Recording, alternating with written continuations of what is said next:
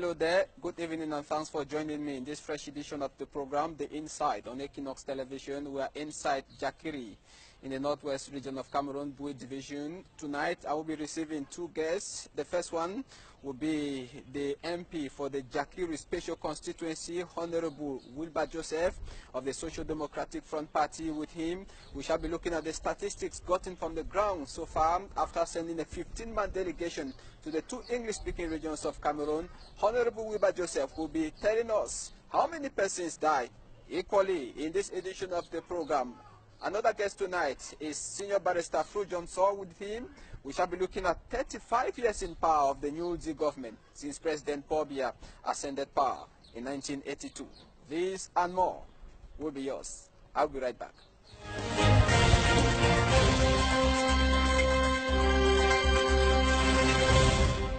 Honorable Wirba Joseph will be my first guest tonight. You're welcome back to join me. This is The Insight you're watching on Equinox Television. Honorable Wirba Joseph, after sending a 15-man delegation to the two English-speaking regions of the country, he tells us that 122 people died and about some 16,000 internally displaced within the country. Stay tuned. There is a lot that's been happening to our country. And you are aware that we have a government that treats everybody who comes out with the truth like a criminal, because in their thinking, if you do not think like them, then you are the wrong person. So I want to welcome you here and to say the reason for which we are having this brief is because I thought it was necessary for us to sit down and review the events of the past few weeks. The 22nd of September, the 1st of October, which have brought untold violence, government violence on our people. You were asking about my delay. If you have come to know my style, I do not talk from the top of my head. The first thing is, I was shocked as what this government would still think it would do with this kind of 15th century political tactics of shooting down anybody who disagrees with it. So I was shocked.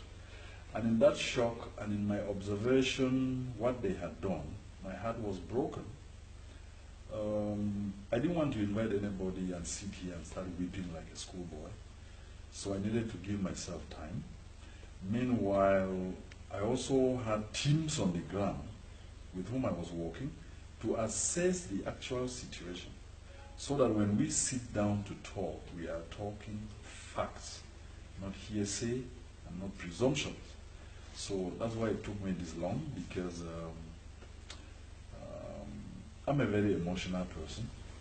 That's why most of the times when issues come up at the National Assembly and I'm hot about it, you find me screaming because it goes straight to my heart. So the amount of violence, what this government has done to our people is heartbreaking. And I only came to the conclusion, which I had known before anywhere, that any government, any organization, public or private, that can do this to people they claim are theirs would only be people who are doing it out of one human emotion, which is hate.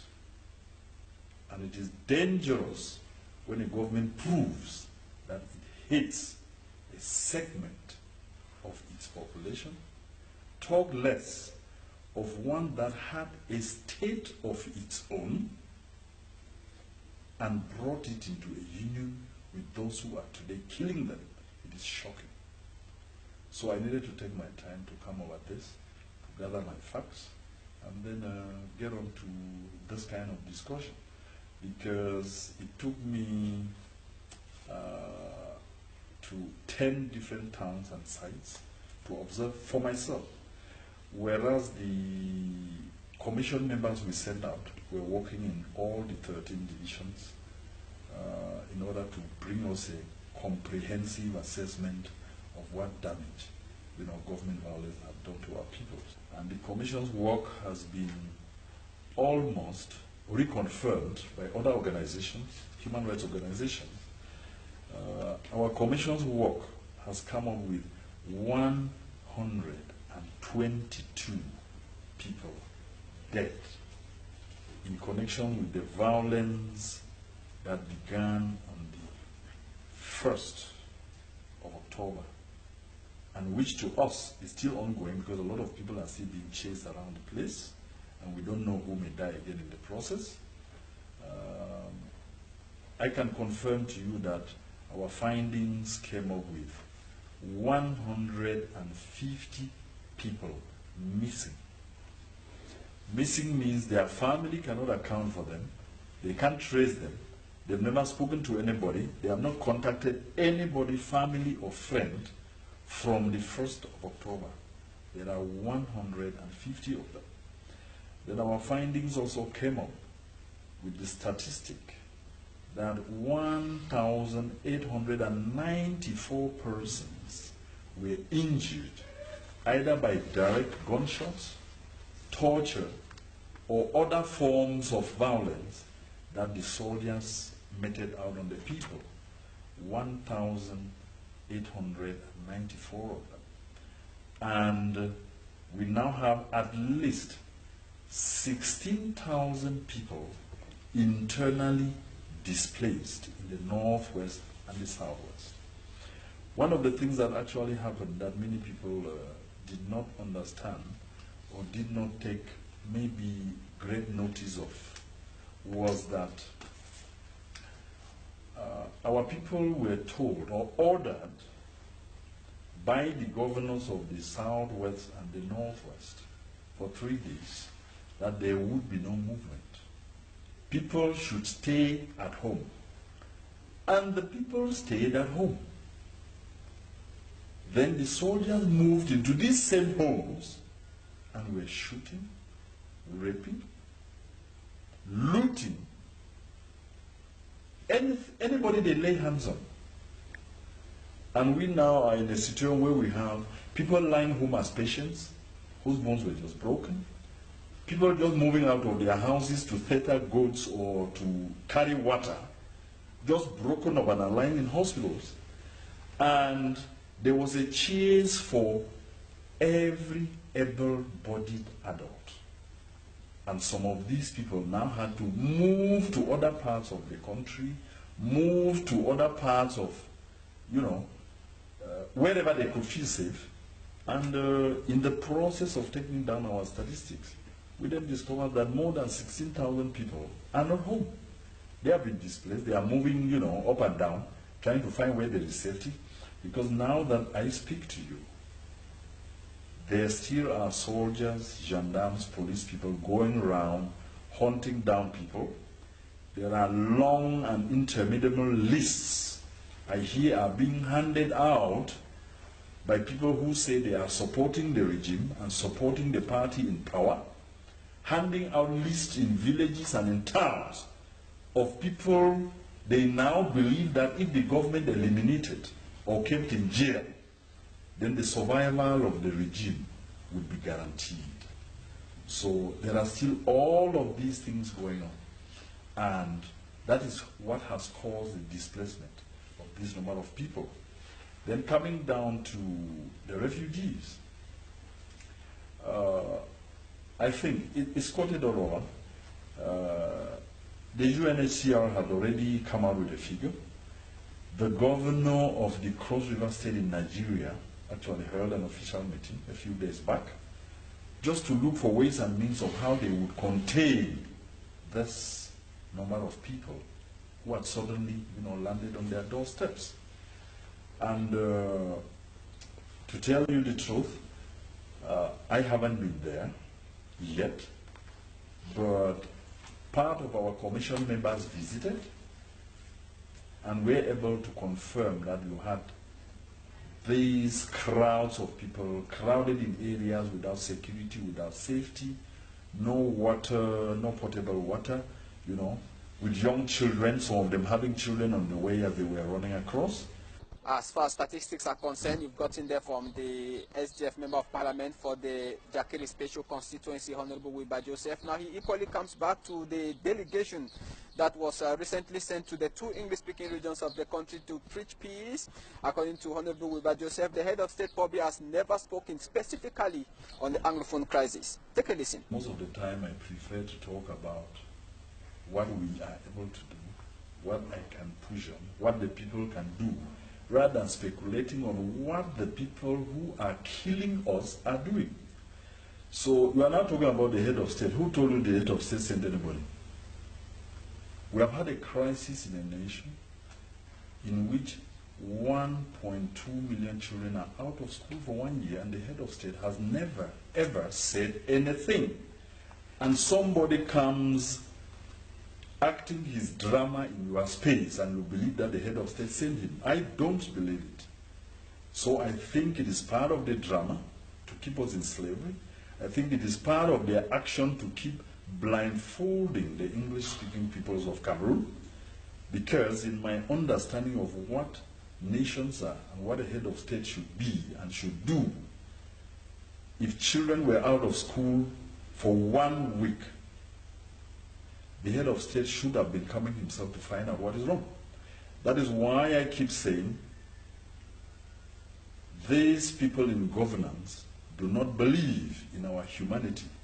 By our humanity, I refer to the humanity of the English-speaking people of Cameroon. I found the head of state, when our children were out of school for 8 months, stepping out to talk about how he was ready to put up the infrastructure for the Nations Cup to take place. And the head of state has to send somebody to talk about our children out of school for a year and our people killed in their hundreds. I'm embarrassed. Nobody should talk to me about what the head of state has sent somebody to do. If the head of state can find it easy to talk about football and cannot talk about our children out of school and the killings that have been going on in the Northwest and the Southwest for over a year, then it means the head of state himself and his government do not consider our people part of their nation. Because if they did, we would have been sitting here and discussing that the head of state has been here 5, 6, 7 times to try to solve the problem, which is still unsolved. So don't impress me with anybody who goes acting drama. It's a charade. It's a complete charade. And it is an insult on the blood of our people that has been let. It is an insult on their blood. So I would not want to be wasting my energy on things like that. It is when you recognize people as human that you can recognize that they are equal to you, and the same laws that bind them should bind you. The same laws that send them to jail should send you to jail. If laws are made for them and not for us, then it means that they do not completely recognize our humanity. And if there's anything we have to begin talking about in trying to resolve the issues, the now profound difficulties and issues we have in this country, we will have to step back in there and push this governing class, push them to recognize that we are human just like they are. It surprises me a lot, ladies and gentlemen, to discover that a government minister or a director or a commander of a brigade or of a battalion or a DO suddenly feels that he has the power to order for the killing of citizens. And then when you or me complain about somebody he has killed, he wants to kill you in addition.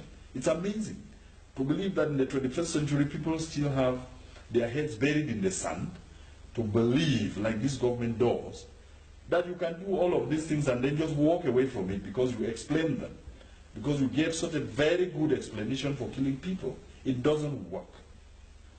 Call us terrorists, call us separatists, call us anything. It doesn't change the fact that we are human. If you want any issues resolved with us, you will have to recognize that we are human at equal footing with you. sit down with us and put those issues on the table and start resolving them. Without which, I can guarantee you they are helping break the country. And it is not any of their preoccupations.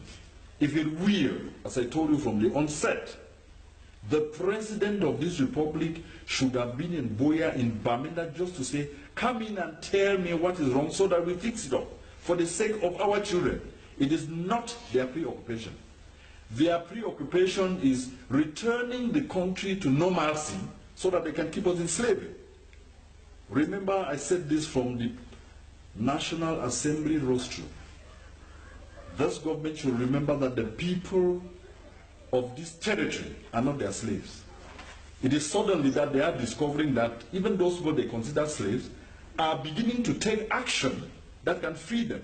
That is their worry. Their concern is not us. Their concern is how they can return the country to normalcy and keep us where we are. So don't tell me anything about being their preoccupation, in quotes. It is not. Because if it were, they would not be killing people in order to make them believe that they can stop what they are doing. In fact, what they have done is harden the hearts of our people, is make them more determined.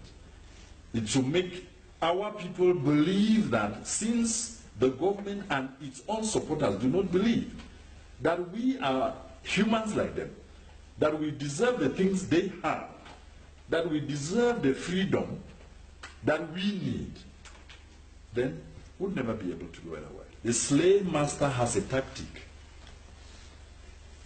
Don't accept freedom because it will be worse than the slavery you are suffering under me. That's why you are asking that question. If you believed in freedom, you cannot be talking about why shops are shop, why children are not in school. If the people ruling the country recognize us and our children as any humans of value, they will not let a lot of things, we grumble about a lot of things, we complain about a lot of things for over 56 years, that they will degenerate to this before they start showing concern. I want to be clear about this.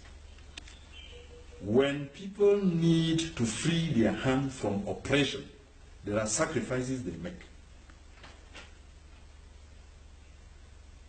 Do you know this? Maybe you don't. If you do not know this, freedom, as we say, has never been gotten for free. If the sacrifices we can make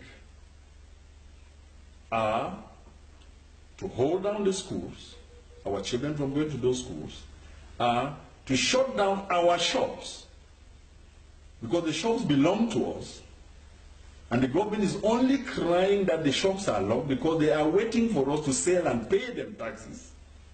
The taxes for which we never see what they do with the money.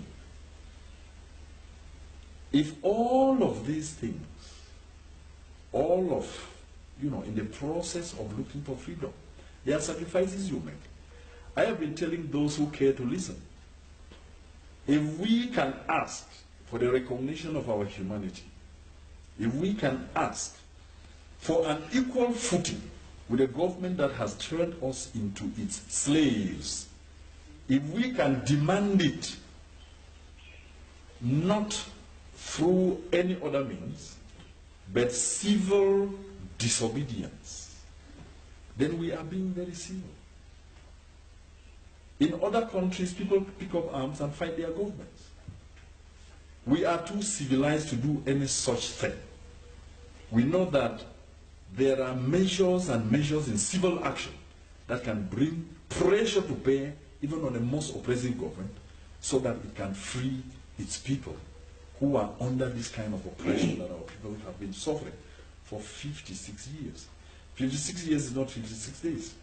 If we are waiting for 56 years and only are shutting down schools and only are closing down our own shops, which do not belong to the government, I thought the government would be happier.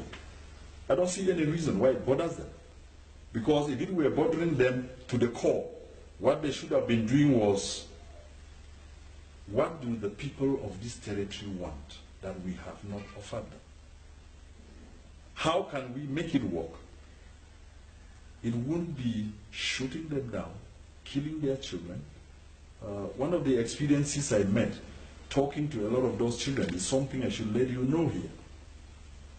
That I met 14, take down this number, 14 young children, 2 are girls, the other 12 are boys, where their bones were broken with clubs or just heavy pieces of plank, just broken by soldiers. Soldiers whose duty is to protect those children. This is unheard of in modern history. I've read a lot about history and the history of freedom. I am shocked that in the 21st century, we can still find a government like the Cameroonian government that will do this to its people just to create space for itself. If a government has to do this, my conclusion there is simple. The English-speaking peoples, call them Northwest and Southwest, call them West Cameroonians, call them Southern Cameroonians. It is a reference to the same people. Our people need to come together very, very quickly and put a package, a strong and powerful package, to take towards this government, to tell them where we stand in relation to our mistreatment and the negation of our humanity.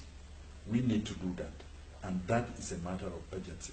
Now, Honorable Wirba Joseph equally talks about the treatment of Anglophones in Cameroon. He told pressmen that Anglophones in Cameroon are considered as second-hand citizens, that's citizens who are not in the first place when it comes to the appointment, when it comes to some special considerations. Honorable Wirba Joseph equally talks about the resignation of some MPs as far as the SDF party is concerned. He says it is good to withdraw and that it is not good to resign from parliament, because when you resign, the power that the people gave you, they are going to lose it. Take a listen to Honorable Wirba. I would like to make a clarity here with you to say that MPs should not for any reason, from the Northwest and the Southwest, resign their responsibilities. Instead, they should withdraw from the assembly that is killing their people in order to prove to both the people and the government that what they are doing is not sustainable and that they cannot swallow it. So there should be a withdrawal from the House of Assembly. I am saying this with comfort and with confidence because I raised the issues there myself. And when the Speaker of the Assembly tells me that issues to do with us cannot be discussed in a certain place, or that they have not come there for that kind of discussion, then it implies that we, the English-speaking peoples of Cameroon, have no place in that house. That is the exact meaning. So nobody is even supposed to be advising the other to withdraw or to resign. If at all of us went there to represent our people. If people went there for other reasons, then they have reasons to be reconsidering. But if a government would do what this government has done to the people who voted you into the National Assembly, and you do not react forcefully, then the meaning is that those people are not represented in you. So we should be able to draw that distinction.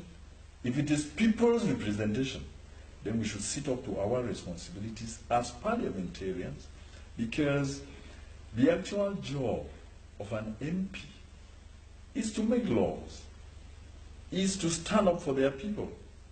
In Cameroon, you cannot make the laws. Then when you only want to say it on behalf of your people, the guns come out and are looking for you, it means that this is not a nation, this is not a kind of state we understand. We from the Anglo-Saxon culture, we don't know anything like this. If an MP resigns then he will need another vote to talk on behalf of the people who voted him. But if an MP withdraws, he takes away the power given by his people away from his people's killers back to the people.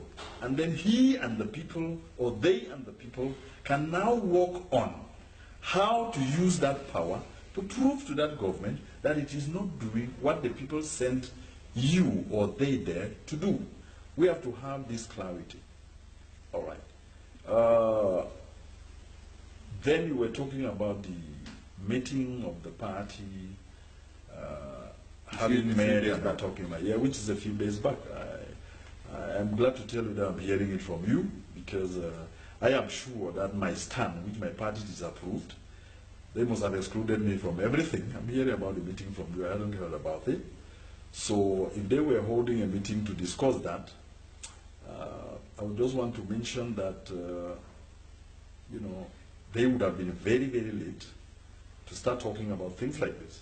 Because a party like the SDF, for which people lost their lives, for which people like me sacrificed everything they had, including your famous civil service jobs in Cameroon, to make sure that we hold the party and, you know, change to be brought to Cameroon, that we hold it together. And if I stand up the way I did in the National Assembly, and my party, from its chairman to the rest of the executive, shy away from their responsibilities of standing up and talking on behalf of the people, I can only feel sorry. I can only feel sorry because the people are moving in a totally different direction from where the SDF party is. And if the party feels that it represents or talks on behalf of those people, then it should start doing more than just paying lip service to it. And I believe that the party could have shown its belief in freedom and in the negation of the humanity of the English-speaking peoples of Cameroon by backing publicly and on the parliamentary floor the issues I had raised. If they fail to do that, then I'm absolutely, you know, sorry about that. And I think then that the meaning would be that the SDF revolution is dwindling out, because it was the revolution we started, and I've worked for it all my life. This is the 27th year of my engagement without relent, with all my energy, losing everything I could ever have to protect, putting my own life in danger, the way I'm doing now. And if the party reaches a level where it starts feeling that, oh, well, you know, we could do it half on half and still get what the people want, then they are making a huge, huge mistake. So, without mincing words, my party disappointed me. If by the time we finish this interview, I am shocked, can I be in Yaoundé? The answer is no. Why don't we leave future responsibilities to the future and then see how they evolve? Because why I'm saying this is simple. I'm not a free man. I want you to know that. I'm not a free man. Because people are sniffing around, they are, you know, bogging down my children, my family, everybody. They want to know every movement I make. Security is here and there. And the day that one of them chooses to take you out, you can never guarantee.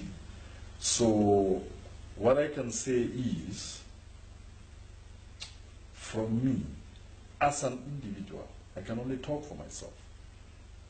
The carnage we have seen and experienced, the things that have happened to our people, done by the same government I stand and cry out to, and it cannot listen to the voice of those same people. If they can come and do this to these people, it will need me asking the people whether I deserve to sit there in their name ever again. It would deserve me asking them that question getting their confirmation before I can do it, because I don't know what else I could do there except they told me. Because my responsibilities as an MP have been taken to the ultimate end.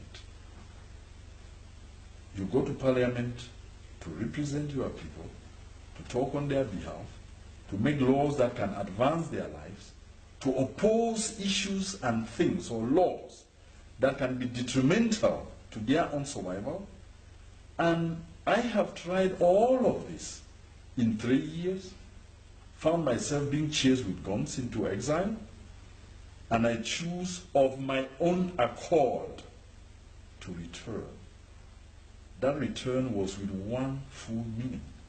I was coming back home to die on behalf of the people I believe in. And if I'm still alive some 4 months after, I can only say thank God. But before they look the guns that can take me out, I'm going to continue doing what I'm doing, standing up against this violent government that our people are not their slaves. That is to say, go back to the parliament and continue the job.